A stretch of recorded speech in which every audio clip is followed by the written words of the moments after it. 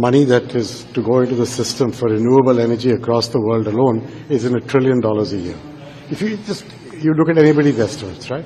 So the fact is that kind of money you cannot get from governments or multilateral banks alone, or even philanthropies. You have to get the private sector involved. The question is, we've created a private sector investment lab that will help us understand how to do this well. The fact remains you will need different forms of concessional capital. You will also need different forms of multilateral bank capital and government capital and philanthropy capital to take first risk positions or to help enable the blended finance to come through. So the real issue is, if that's what you need for renewable energy, but we're actually fighting many crises. We've got climate issues, we've got issues with fragility, conflict, pandemics and future healthcare needs, and underlying all this we have the issue of fighting poverty and creating jobs for people.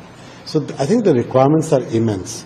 The way I've approached this is, let's all make sure we're using the money we already have in the best possible way. Once we've finished that, then we should come back to the richer countries and say, what is your ambition for the future and how much money more are you willing to put? I think the expert group just gives you a broad idea, and then we can figure out where to take this. So 1 trillion is what? Let's go to somewhere else. It's $1 trillion just for renewable energy every year in the emerging markets. That it's not only India that closed schools for the pandemic. The US closed schools down in a number of parts of the country. So the developed and developing world was learning as this pandemic happened how to deal with it. And I think there's been learning loss across the world. So we have a real challenge for that generation that was going through schooling at that time. And it's not just India's problem alone. It's an issue across the world. My view is that we must learn. Now, we've got to fix what we've got, but we must make sure we learn for the next pandemic, because otherwise we'll do this again. The next one will come.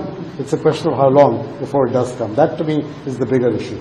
One thing I would tell you, while I did say that I expect that the global economy will have challenges over the next period of time, it has proven more resilient, and frankly, everybody has been proven wrong during this period. So I would be careful about assuming that people have suddenly learned how to forecast well. And in my speech, I said that forecasts are not destiny. And I think that's really important to remember.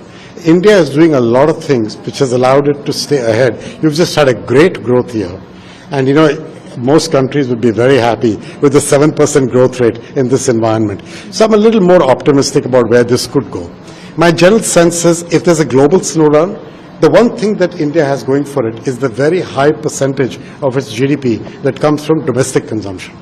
Your exposure to the typical impact of global slowdowns caused by trade slowing down, caused by trade in goods as well as services slowing down, India's exposure is cushioned by the relatively higher percentage of the economy that comes from domestic consumption, which is very helpful at a time like this. It is that at the end of the day, a demographic dividend requires that young people have jobs when they grow up. The number of jobs that needs to be generated is, depending on who you listen to, somewhere between 15 and 20 million. The reality is that only some of those will come in the form where manufacturing or high value-add jobs will generate. Some will come in technology. You will get a large number in the services sector and in the relatively lower price sector. It's just the nature of how this job development will happen. Your specific question about India's growth in the higher income jobs, where are those jobs? They're in technology, where you get few, you don't get a lot. They're in manufacturing, where I think India's opportunity currently is to cash in on the China Plus One opportunity.